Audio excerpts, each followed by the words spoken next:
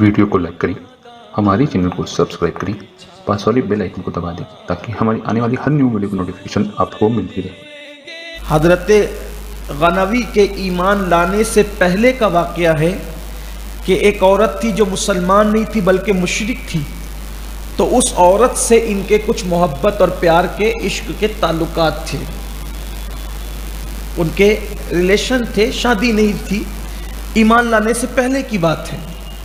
تو جب حضرت غنوی وہاں پر پہنچے تو اس عورت کو پتہ چلا کہ مرثد تشریف لائے ہوئے ہیں، تو وہ وہاں پہنچی اور اکیلے میں ان سے ملی کہ بھئی ہمارے اور آپ کے تعلقات تو محبت اور پیار کے ہیں۔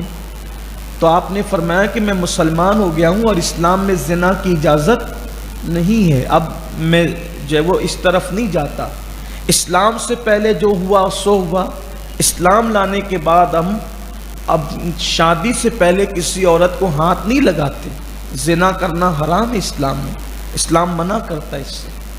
تو چونکہ وہ مشرک تھی اس لیے اس عورت نے کہا کہ ٹھیک ہے، اگر آپ زنا نہیں کرتے تو مجھ سے شادی کر لیجئے، نکاح کر لیجئے۔ تو فرمایا چونکہ میں مسلمان ہوں اور تم مسلمان نہیں ہو، تم مشرک ہو، تو یہ معاملہ بھی پہلے مجھے میرے نبی سے پوچھنا پڑے گا، اللہ کے رسول سے پوچھنا پڑے گا کہ کیا کوئی مسلمان کسی مشرک کے ساتھ شادی کر سکتا ہے، نکاح کر سکتا ہے، مجھے یہ پوچھنا پڑے گا۔ تو اس پر یہ آیت کریمہ آئی کہ کوئی مسلمان کسی مشرک عورت سے نکاح نہیں کر سکتا، اور کوئی مسلمان لڑکی کسی مشرک مرد سے بھی نکاح نہیں کر سکتی۔ مسلمان کا نکاح صرف مسلمان کے ساتھ ہوگا، کسی اور سے آپ کا نکاح نہیں ہو سکتا۔ آج کل یہ بھی فیشن ہوتا جا رہا ہے کہ معاذ اللہ مسلمان اب اوروں سے بھی نکاح کر رہے ہیں اور اوروں کو اپنے نکاح میں لینے کی کوشش کریں، نکاح ہوگا ہی نہیں، شرط ہے، اسلام شرط ہے، اگر آپ نے نکاح کے نام پہ اس کو رکھ بھی لیا تو صرف زنا ہی ہوگا، اور جو بچے پیدا ہوں گے وہ ثابت النسب نہیں ہوں گے، وہ حلالی نہیں ہوں گے۔ اس لیے نوجوان فلمیں دیکھ کر، سیریل دیکھ کر، یا لڑکیاں فلمیں اور سیریل دیکھ کر جس راستے پہ جا رہے ہیں بڑا بھیانک ہے۔ بلکہ معاذ اللہ اب تو یہ بھی دیکھنے میں آ رہا ہے کہ شادی کے لیے اور عورت کے لیے اور لڑکیاں لڑکوں کے لیے مذہب تبدیل کرنے کی کوشش کرتے ہیں۔ نہیں، یہ دنیا فانی دنیا ہے، یہ فانی دنیا ہے۔ جو لوگ اللہ رسول کے وفادار نہ ہوں گے وہ آپ سے کیا وفا کریں گے؟ خدا کے لیے قوم کی بیٹیوں کو اس پر غور کرنا چاہیے، آپ لوگوں کو بھی غور کرنا چاہیے۔ پھر اسی تناظر میں ایک اور بات آ گئی، مشرک کے ساتھ تو نکاح منع کر دیا گیا کہ مسلمان عورت کا نکاح مشرک مرد کے ساتھ نہیں ہوگا، اور مشرک مرد کا نکاح مسلمان عورت کے ساتھ نہیں ہوگا، اور مرد مسلمان ہے عورت مشرک ہے تو بھی نہیں ہو سکتا، دونوں کا مسلمان ہونا ضروری ہے۔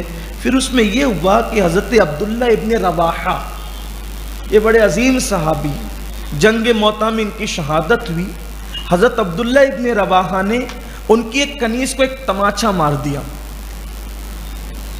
کنیز تھی، اس دور میں کنیز ہوا کرتی تھی، کبھی کبھی آپ لوگ یہ سنتے ہیں کہ کنیز، غلام، تھوڑا میں اس پر گفتگو کر لوں تاکہ چونکہ آگے اب یہ سب چیزیں آتی رہے گی تو ایک آپ کے ذہن میں آنا چاہیے۔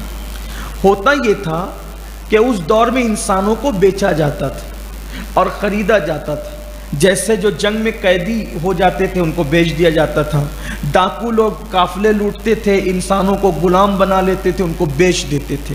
اب غلامی کا دور ختم ہو گیا، اب کنیز کا دور ختم ہو گیا، غلام اور کنیز اب ہیں نہیں، سب آزاد ہیں۔ تو وہ جو خریدا جاتا تھا غلاموں کو، کنیزوں کو، تو جو کنیزیں ہوتی تھی تو ان پہ جو جس گھر میں وہ رہتی تھی اس گھر کے لوگوں سے ان پہ پردہ بھی نہیں تھا، پردہ آزاد عورتوں کے لیے تھا، کنیزوں کے لیے نہیں تھا۔ بلکہ اگر کوئی کنیز ہوتی تھی تو کنیزوں کے لیے نکاح کے بغیر ان سے بیوی جیسا سلوک کرنا حلال تھا، نکاح کے بغیر. جو کنیز یعنی جس نے خرید لیا، اب خریدنے کے بعد اس سے نکاح کی ضرورت نہیں ہوتی تھی. یہ احکام قرآن میں واضح طور پہ ہے. اصل میں جو لوگ ان کو پتہ نہیں ہوتا وہ گھبرا جاتے ہیں، نکاح کے بغیر کیسے ہو سکتا، تو یہ کنیز کے لیے خاص ہے.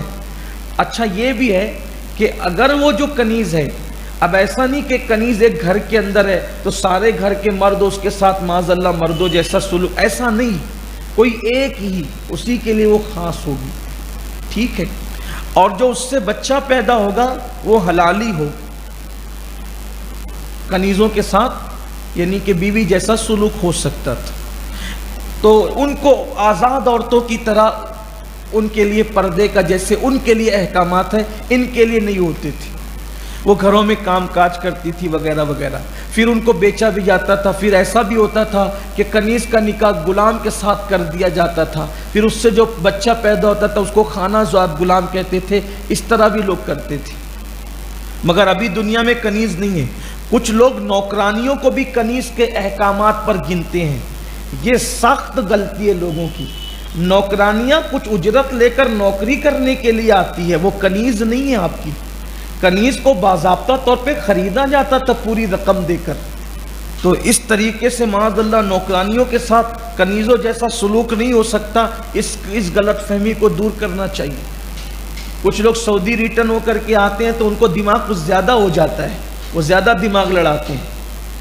تو آپ سعودی ریٹرن ہو کر کے آئے نا، آپ تھوڑے سے عربی کے جملے آپ کو یاد ہو گئے.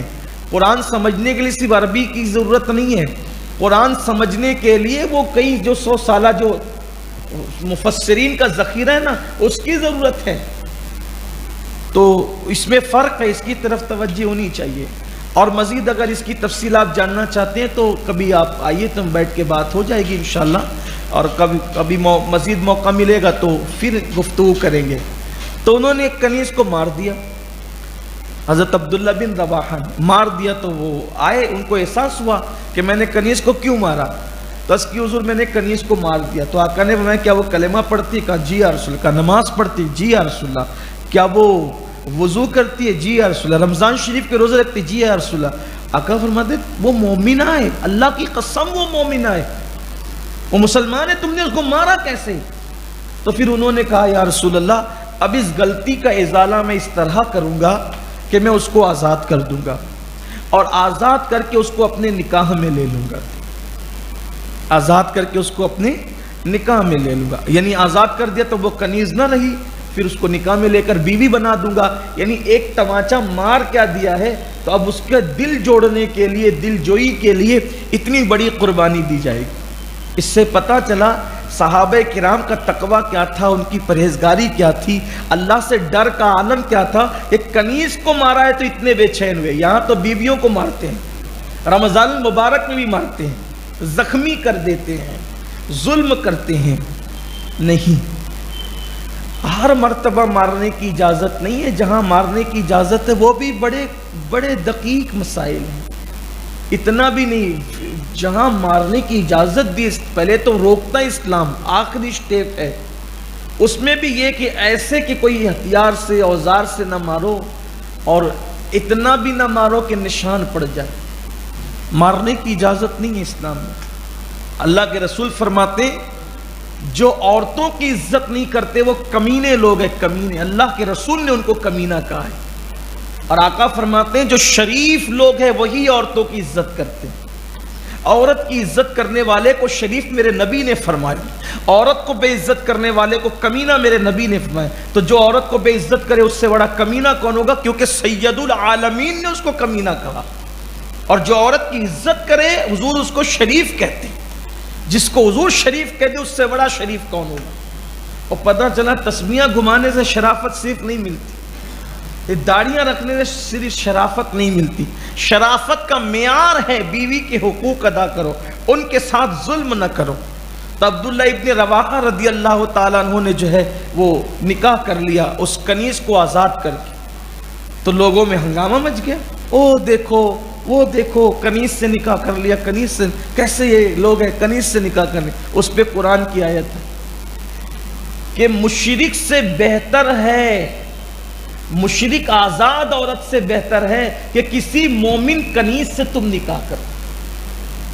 وہ غریب ہے نا, وہ مفلس ہے نا, اسی لیے تانا دے رہے ہو کہ ایک مالدار آدمی نے, ایک جو ہے وہ عزت والے آدمی نے ایک کنیز سے نکاح کر لیا, اس کو آزاد کر کے. ٹھیک ہے, مال نہیں ہے اس کے پاس اعلیٰ نسب ہی نہیں ہے, لیکن اس کے پاس محمد الرسول اللہ کی نعمت تو ہے, عشق مصطفیٰ تو ہے, دین تو ہے, ایمان تو ہے. اس سے بڑی نعمت کیا ہوگی؟ واللہ ایمان سے بڑی دولت کائنات میں کچھ بھی نہیں ہو سکتی.